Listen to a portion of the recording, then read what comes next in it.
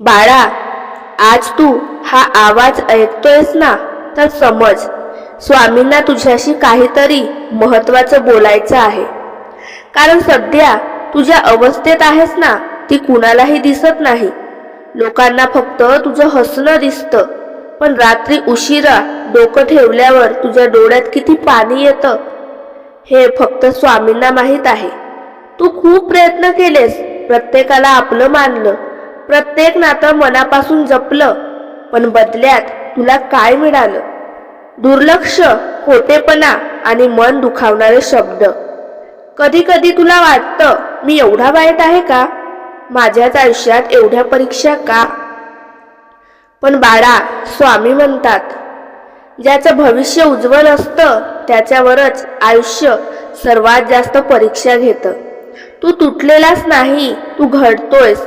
हे दुःख कायमचं नाही, ही फक्त वेळ आहे, आणि वेळ बदलायला जास्त वेळ लागत नाही. आज तू एकटा चालतोयस, पण उद्या लोक तुझ्या यशाची उदाहरण देतील. फक्त एक गोष्ट लक्षात ठेव, तुझं मन स्वच्छ आहे. तू कोणाचं वाईट केलं नाही, मग स्वामी तुझं वाईट होऊ देतील असं तुला खरंच वाटतं?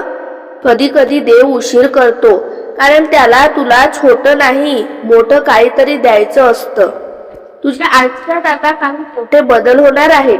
जे लोक तुझी किंमत करत नव्हते, तेच लोक आता तुला शोधतील. ज्या कामासाठी तू सतत धावत होतास, ते काम अचानक होण्याचे संकेत दिसतील. पण त्याआधी तुला स्वतःला बदलावं लागेल. लोक काय म्हणतील याचा विचार करणं बंद कर, कारण लोकांचं कामच बोलणं असतं.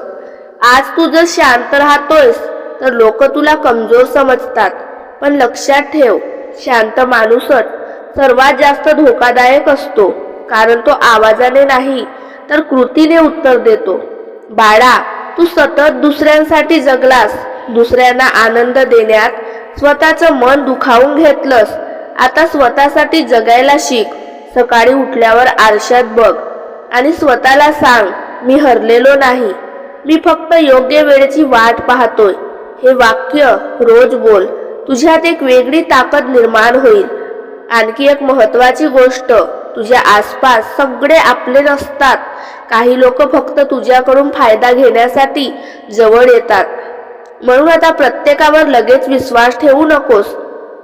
जो माणूस तुझ्या वाईट वेळेत तुझ्या सोबत राहतो त्यालाच आयुष्यात जग, बाकी जग बदलत राहतं. स्वामी तुला आता एक नवीन मार्ग दाखवणार आहेत.